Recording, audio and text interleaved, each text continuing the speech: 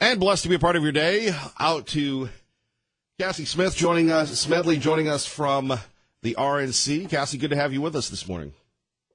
Hey, good morning, Kevin. How are you? Not bad. Boy, an incredible week that was. Of course, it seems, we talk about the 24-hour news cycle with the president, with the Democrats constantly going after him. It seems more like the 24-second news cycle. Oh, that's the best way I've heard it. Yeah, you're right. It's something new all the time. It's something to keep up with all the time. Or they might say it's someone to keep up with all the time because our president just moves at such a rapid clip. But and I think most Americans think it's pretty good. He's getting some things done. When you take a look at the president, certainly so successful, people forget his education level, a Wharton School of Business grad. They just don't give out those degrees from that institution. Obviously, he's done a lot in the business community, the political community, but he speaks the language of the American people. And now you have this big controversy about calling the MS-13 people, the gang members, animals. And it's amazing. Most people say that all the time when they're talking about criminals, and yet you have the Democrats defending the criminals. I think this ends up being hugely problematic for the Democrats because to see, first of all, it's another transparent moment that the American people are seeing. They'll just go after him for anything, in context or not. I mean, you see Nancy Pelosi, Chuck Schumer. I mean, I worked on Capitol Hill. I helped members of Congress with their social media accounts. There was such a thing as, hey, double check and make sure this is right before you go out there posting it. And it's just amazing to me that seems to be out the window. But I think it's going to backfire for them because not only is it just unfair to the president, but they're also completely on the wrong side of this. So it says, okay, best case scenario, you're defending illegal immigrants. Worst case scenario, you're defending these heinous MS-13 gang members who will stop at nothing to commit their crimes. I just don't know how the Democrats think there's a win in there for them. Indeed. Of course, they continue to pander. And the president, along with Sarah Sanders, not backing down. Nor should he, or nor should she either. It's incredible to me that the Democrats would rather just go out with an unfact or a falsely fact-checked report just to try and get some clicks or some retweets. And meantime, you've got the president who's going, no, I'm on the right side of this. I know that these people in California and other states that are suffering from these heinous crimes and have governments that are not willing to enforce the laws on the books, most mainly California, which was the case at this roundtable. I know that I'm on the right side of this conversation. I know that this is tearing apart families and communities, and it's putting fear in these communities. And they want someone to come in and say, we have laws in this country, let's enforce them. And the Democrats to be siding continuously with illegal immigrants, but in this case, this is a bridge way too far with these horrific MS-13 gang members. That's just not where the American people are, and I think it's another sign of just how out of touch Democrats are with the American people, but more so than that, how in touch President Trump remains with so many millions of Americans. Of course, then we have our friends in the media that continue to augment the Democrats' message. It's amazing. I used to think that the Bill Clinton coverage was soft, and the Barack Obama coverage was they might have just been the press arm, but here they just don't know what to do, and they continue to attack the president, and they continue to say this blue wave is coming. You look at the national trends. How do you see it? Well, I'll give you an example. 2 Tuesdays ago now, so a week from this past Tuesday, we had several primaries in this country, and in 3 of the states, West Virginia, Ohio, and I knew I would blank on my third state, but they had record turnout for Republicans. I mean, in Ohio alone, in the primary day, more than 200,000 more Republicans turned out than Democrats. That was a record turnout for us, and it was a horrific turnout for Democrats. They're really nervous about it because it was so low. And I went around the next day and talked to any number of reporters and said, hey, this is really something to look at. And they all kind of said, I don't know. I don't know if that's anything. And I joked with them. I said, listen, if the Democrats had 6 more people turn out, you would say that that's something to be concerned about. That's evidence of the blue wave. So there is this unwillingness to call it what it is or to cover it like it should be covered, even though these are folks that I would even say are good reporters. I know that's not necessarily something we think about often, but and so to me, I look at this and say, we're going to keep doing everything we're doing. We're not leaving any vote to chance. We've got the biggest ground game we've ever had before. Just today, our chairwoman, Ronna McDaniel, just announced another record-breaking fundraising month, $13 million, no debt. We're putting that into every state in the country and as many races as possible. And this is going to be like 2016 when all the polls counted President Trump out and all the pundits and reporters basically laughed at his campaign. But he, meantime, went out and he did the work and went through the states and talked to people who hadn't been talked to in a while, and he defied history. And we are setting ourselves up to do the same this November in the Republican Party. And it's going to be a really hard day after Election Day for a lot of reporters and pundits and pollsters who have refused to acknowledge what's been going on all along. Indeed. Let's talk about the confirmation of the CIA chief. How tough was that? Well, I'm happy to say in hindsight, it seems like we got her through without much issue, but that was because we put a lot of pressure on those red state Democrats to come around. It's incredible to me that that was as difficult as it was. And that's, again, to our conversation this morning, a sign of how out of touch these Democrats are and how so many of them are continuously willing to put party politics ahead of the people they represent. And it's, quite frankly, hypocritical. We had a whole list running of all these Democrats who were in office 4 years ago when they confirmed John Brennan to be the CIA director, had no issue doing that, seemingly uncontroversial, non-controversial, and yet these same folks all of a sudden had an issue with Gina Haspel, who even John Brennan said was one of the most qualified, if not the most qualified nominees to ever come through for CIA director. It didn't make any sense, and I think they lost a lot of goodwill with their constituents back home by dragging their feet, and certainly those who still couldn't figure out how to get to yes. We're going to make sure they have a tough time this November because they put our national security at risk to play party politics. Indeed. Let's talk a little bit more about the good news when we're talking about manufacturing as well. We don't, it's funny when we had the phony numbers with former President Obama, the phony unemployed numbers. Now we have real life legitimate growth, and the media reports it, well, we'll just be nice saying reluctantly. Yes, I think that's right. They always find something, oh, this wasn't as good as it could be, or certainly we're not going to give them credit for that. But you just hit the nail on the head. We would get those numbers each month, and they'd say, oh, unemployment down to 9%, 8%, whatever it was. And we'd say, well, what's the real unemployment rate? What's that number of people who have stopped looking for jobs? Or we know that in so many communities, unfortunately, jobs aren't there. And that would be 16, 17%. But now you hear the unemployment number and we go, yeah, that sounds about right because it matches what we're feeling in our communities, that businesses are opening, they're expanding, there's a lot of research and development going on. There's an enthusiasm and a momentum for our economy right now. So it is just, it's amazing to see the shift. But what I love about it is 8 years ago, or a little bit more than that, we were stuck in this cycle of what can government do to help turn this around? And now, and I think this is the difference in having a businessman in the White House, is what can business do? What can our communities do? What can people to people do? And it's just feeding off of each other, this momentum that we're seeing, because that's not a government manufactured momentum. That's a people manufactured momentum. And that's what's driving Democrats crazy because they can't do anything about it. Indeed. That's the funny thing. So what should we be looking out for in the upcoming week? Well, I think you're still going to see there's the immigration conversation in Congress, but I think they're going to be fine. Mitch McConnell has said he doesn't anticipate that being a sticky wicket going into the summer and campaign season. So look for more conversations on that. I think everybody still has their eyes on North Korea. We know that after so much initial good news coming and optimism coming out of that country ahead of the talks, now they're starting to play some games. So keep an eye on that. But I think the president has rightly managed expectations there to say, if we're not going to get what we want, then we're not going to go, or we're going to walk away from the table. And I think that concerns the North Korean dictator.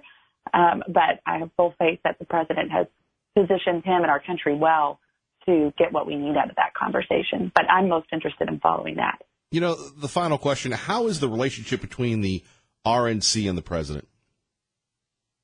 Very good. The president and Ronna McDaniel, our chairwoman, have a fabulous relationship. And you know, it's interesting. People forget that Barack Obama and the DNC had a horrific relationship. Debbie Wasserman Schultz and Barack Obama had next to no relationship.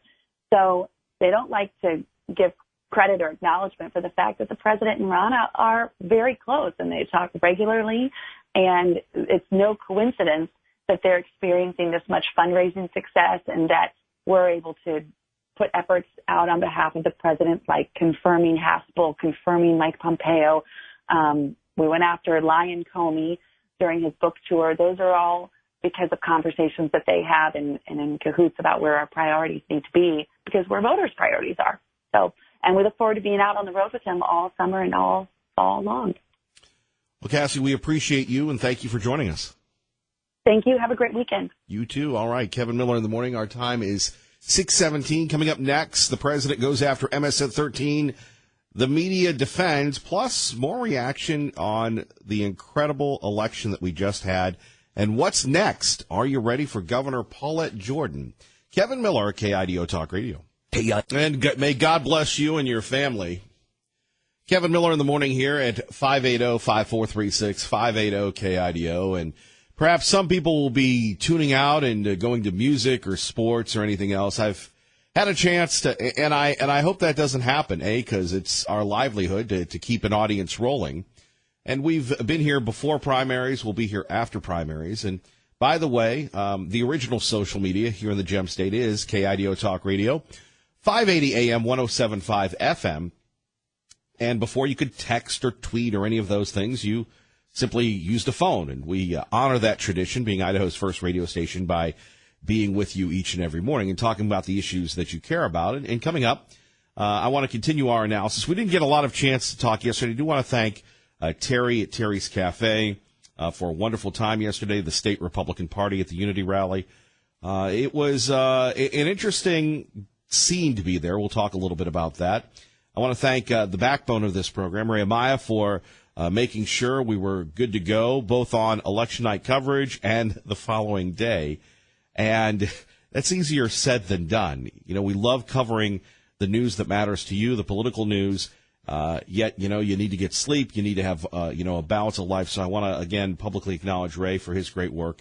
As always, do want to publicly acknowledge you for tuning in, being the first on and the last out. That means something to us. So let's get to it. And why? We'll talk about the race, the big race that matters. And we can talk about the congressional race as well. But you go back to Brad Little winning and looking at the lieutenant governor, very confident. And I was thinking to myself how his world has changed since 2009, how his world has changed since he was appointed to the state senate and then was appointed to be the lieutenant governor, being a loyal lieutenant. And all of a sudden, you know, here he is. In the last couple of weeks of the election now, many of you are, and here's another one. You know, you go back to, this almost reminds me of 2014, where you had Senator Fulcher running and doing a very competitive job against the Hulk Hogan of Idaho politics, Governor Otter. And then you had some conservatives that saw some gains, but you had a lot of conservatives that were wiped out.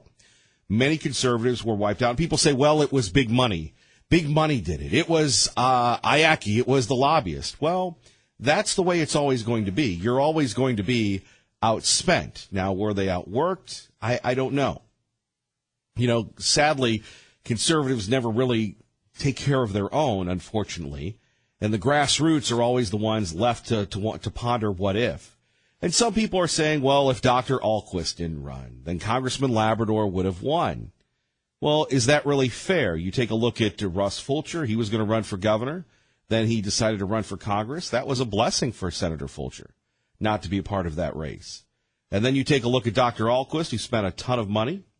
And then you take and a lot of work. People don't understand that.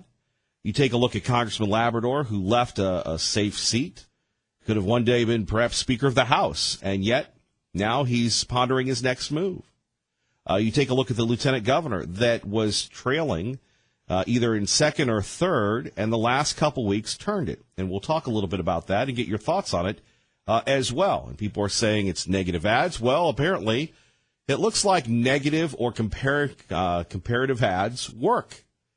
That's, if you listen to the Miller Minute during the Sean Hannity show, if you listen to other parts of it during the day when we talked, we would find out whether or not negative ads would work. And you take a look at how strong is the conservative base. Well, they controlled 60% of the vote, one could argue, when you're looking at the governor's race. 50% of the vote in the lieutenant governor's race. But at 580-5436, 580-KIDO, when the planets align, the conservatives didn't make it happen. And there's a lot of hurt, there's a lot of blame, but I think the worst thing you can do is to disengage. And it's easy for me to say I didn't put my heart, my effort, my energy into this effort. But you did. You look at the Michael Snyder people, man. They busted their hump and they got 10,000 votes. Christy Perry, same thing, 11,000 votes. That's a lot of work for just 10,000 votes. More on that in a minute. Our time is 6:27. Kevin Miller in the morning on K. Thank you, Larry. So let's get down to it. The Brad Little campaign strategically in the last couple of weeks of the election altered their ads, their comparative and or negative ads, whichever you prefer to call them. And yes, you talk about the one that targeted Congressman Labrador and the Trump thing. But all is fair in politics. It may not be right. It may not be effective, but it seemed to work. And as I've said before, and I have a little time here, and coming up we'll get into this, it really reminds me of what happened in 1988. And you're going, Kevin Miller, 1988, what does 1988 and 2018 have in common? Well, we'll examine that and take a look at what's next. Now, people are talking about the new belle of the ball, Paulette Jordan. But really, when there's 4 or 5 times many Republicans as Democrats, it's not going to be a competitive campaign. Or is it? Will the Republican Party unite? You heard Cindy from Caldwell. She's not uniting. Tea Party Bob, he's not uniting. Are there going to be more people that are going to sit this one out? Never mind Dr. Ahlquist, Congressman Labrador, who, by the way, we had a chance to speak with yesterday. Didn't get a chance to speak to the lieutenant governor. I know he was very busy, and that was his moment. But we did get a chance to speak to those two. We'll share those conversations with you. But does that open the door for Jordan? And considering we're going to have, she's the first woman this, and she's the first this and that. Again, that's not to be disrespectful of her. It's to be disrespectful of the media coverage or the anointing, as some of us would say. More on that in a minute. Kevin Miller, KIDO Talk Radio. Good morning, Maggie. And blessed to be a part of your day. Post-primary election analysis continues. And a brilliant move by the Brad Little campaign. When you put an ad out with frequency, with backup from the PACs, there is little time to respond. I believe that is what swayed the electorate towards now Lieutenant Governor Brad Little, perhaps Governor Brad Little. Let's go to the phones. We go to Peter in Caldwell with Kevin Miller at KIDO Talk Radio. Good morning, Peter. Good morning, Kevin. Good to have you with us. What can we do for you, sir? Well, first I want to say thank you. I called in the other day and got some tickets to Chris Bodie. It was a phenomenal concert. I truly enjoyed that, so I wanted to say thank you first. And then outside of that, I just couldn't agree more with what I've heard of your analysis of the election. And I think there are a number of conservatives that are disenfranchised with the tone of the election. Some people could see that as the future governor, which he will be, as being tough. But I think there's enough people that don't appreciate that type of politics that this election is going to be much closer than anybody could ever imagine. And I know the numbers aren't there. Not at all, not in this state. But I think Paulette Jordan will run a very effective campaign. Well, when you take a look at, and we've had people, Peter, on this show say, look, we're done. But you have Congressman Labrador, Dr. Alquist, taking one for the team yesterday. And it's the old Karl Rove strategy, which is, where else are they going to go? Yeah, absolutely. And you're going to have Paulette Jordan with big money and the euphoria of this, that, and the other, and everything else. I don't know, there'll be a lot of attention, but so you believe, though, it will be a little bit more competitive than the usual? Well, I think the National Democratic Committee, despite all their dysfunction, is going to pour quite a bit of money into this race because of her status. And I think she's going to pick up a lot of disenfranchised voters that are tired of the status quo and some of the things that have gone on for years that have supported that machine, sometimes possibly to the detriment of the state and its constituents. And people are just tired of that, and I think they're going to look for more accountability this time. Well, that would send a message, wouldn't it? I think a closed vote will send some message, and I hope it does. But we all know what's going to happen. Anybody who's been in the state recognizes the numbers, and regardless of what they throw at future Governor Little, obviously they have a system in place to deal with that. You look at this election, and I think that's clearly indicated. I didn't quite expect it to go the way it did because of the negative campaigning, but as you said, it appears to work. That, and I think when you have the frequency and being in the media, not to get too inside, Peter, there's a thing called frequency, and the last week or two, you had the pro Brad Little PACs amping it up, the Prosperity Fund, the realtors. So that was an additional ad for him. Then you have the split between the negative ad, which even if they had an ad in place, it would have been tough for the Labrador campaign to come back with, because Little had been on. You can't just automatically click an ad and go. The Labrador, the campaign sadly didn't have enough time to respond, and when they did, the spot with David Bossy on the phone was horrible.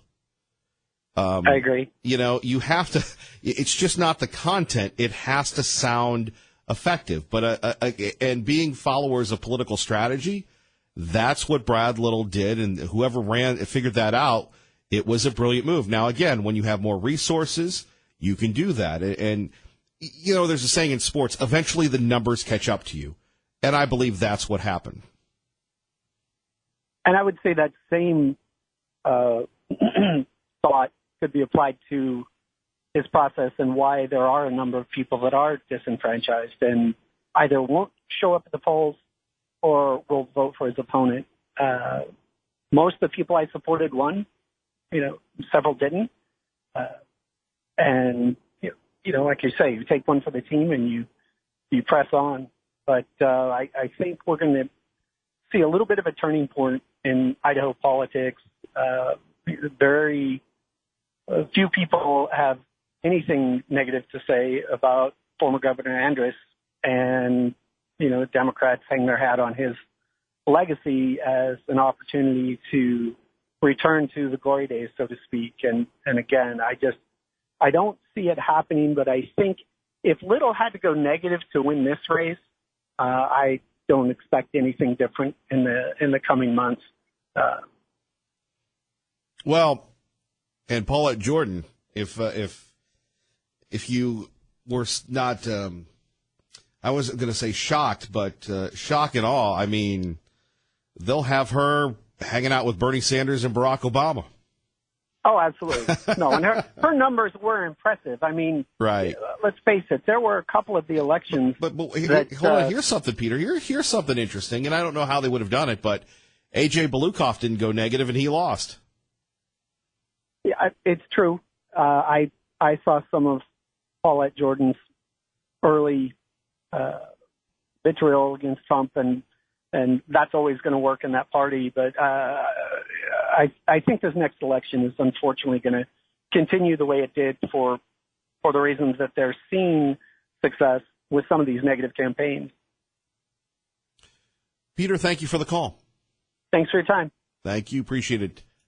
Hank in Boise with Kevin Miller at KIDO Talk Radio. Good morning, Hank. Okay, I'll just briefly touch on it. No, you don't. Hold on. You don't have to briefly, but it was great to see you the other night. So, speak slowly. It's just you and me.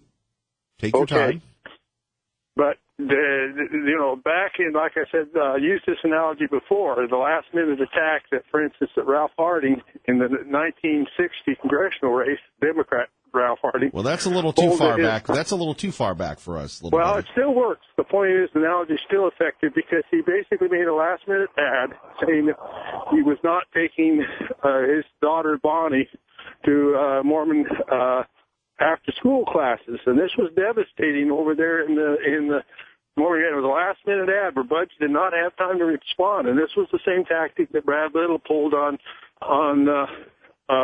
Labrador. And these things, you have to be to a certain extent prepared for these things to happen. I've left a bad taste in my mouth, but on the other hand, Paulette Jordan is not an acceptable alternative. I understand, I sympathize with Cindy's feelings, and I sympathize with Tea Party Bob. I mean, I have a bad taste for these people. I don't like the influence peddling, and I don't like the corruption, but that's something we're going to have to live with a little bit longer. Now, getting on to my main point, the Democrat Party has not had an organizer of any statute since Tom Boise died in 1966. The last time that more people voted in a Democrat primary and Republican primary were the years 1956, 1958, and 62 is when the actual vote totals of people voting that topped out, and it's stayed stagnant and in decline. Our state's grown from 750,000 people that it had in 1962 to 1.75 million, and the the number of people who voted in the Democrat primary is actually smaller than it was in 1962. Right. This makes it very difficult to be competitive. The other thing that Paulette Jordan is not going to be able to overcome is that the Democrats were actually had a little bit of an edge on the Republicans back then in eastern Idaho in the Mormon Crescent. Now, the Mormon Crescent, almost 3/4 of the vote, and for governor, goes over there to vote for whoever the Republican candidate is. That's almost impossible for the Democrats, even with Boise, to overcome. That proved, for instance, in 2007 or 2006, when Butch ran the first time for governor for his first term, when he had Brady running against him. And Brady, by the way, was a grandson of a Republican governor who served from 1909 to 1911. He could not. Even though Brady carried Ada County over Butch, and did well, and did a little bit better in northern Idaho, and got about 46% of the vote against Butch. Eastern Idaho's returns swamped Brady. Brady could not get out of that vote deficit. It almost swamped Anders in 1986 running against David Leroy. Leroy came in about less than a percentage point of Anders in 86. Again, he was swamped by Eastern Idaho returns. It has actually turned even more Republican now than it was in 86. Well, but then you're going to have the national media going, Paulette's the best ever, and we know that that it's over. So, Hank, back to your point, you're saying to folks, time to unite. And, people talked about a generational change. Well, there was, and if you're pro-establishment in the legislature, you look at all the conservatives that got wiped out, the Freedom Caucus, most of those guys got the boot. Well, because they were targeted by Butch. Butch went in there. Yeah, but here's the other one. I mean, yes, when you're part of the opposition, you can't sit there and say you're a victim. You're going to be targeted. You're going to be that. That's just how it works, right? But where do you get the alternative? Where do you get the special interest money to compete with the special interest money? That's where the messaging and other things happen. I mean, that's just not unique to Idaho. That's everywhere. You see? I mean, really, not that I agree. I mean, that's just how it is. I mean, The special interests, their interests are, hey, we want to keep our folks in power. You're against us, then we're gonna get you. Well, and that's exactly what, and he also did it in the party too. I mean, Butch went in there, like, and I can tell you from personal experience what went on in the Ada County Central Committee when Butch started meddling there. Ada County is a mess. Hank, I got to run, but thank you. Okay, thank you. Bye. Bye-bye, our great friend Hank. More analysis next. Kevin Miller, KIDO Talk Radio. Kevin Miller in the morning here, KIDO Talk Radio. Good morning, Liberal Steve. Buenos dias, Idaho. I wish I could say that in Native American, like Nez Perce language or something. Hank was way off. I mean, he was so far off. Does he think we're still living in the 60s, Hank? Do you think people just don't constantly move forward in life and in challenges and in science and in space? Come on. You think we're always living in the past? And Mormons just don't vote Republican. They vote, more than half vote Democratic. They don't say that. They don't tell their elders. And, and sometimes they want to rebel. They'll vote Democratic. Or sometimes they'll vote Republican to rebel locally or something else. He's way off base saying, we've got to beat Ada County out. There's more Mormons in Ada County, Hank, than there is in eastern Idaho. Come on. You got to stop with that. Hank's more or less saying if an LDS got in, he would run the government like it was LDS, or if a Catholic got in, he'd run the government like a Catholic, or if he was a Protestant president like we have, he'd run the country like a Protestant. Come on, Hank. Grow up. Pete was kind of on, but... More coming up next, Traffic and Weather. And Kevin Miller in the morning. Thank you, Liberal Steve, for your phone calls. Coming up next, Fox News on the radio. More analysis, more commentary. Is it time to unite? How big of a threat to the Republican Party is Democratic nominee Paulette Jordan? And the president calls the MS-13 thugs animals, and the Democrats defend the animals. More on that in a minute. Kevin Miller, KIDO Talk Radio.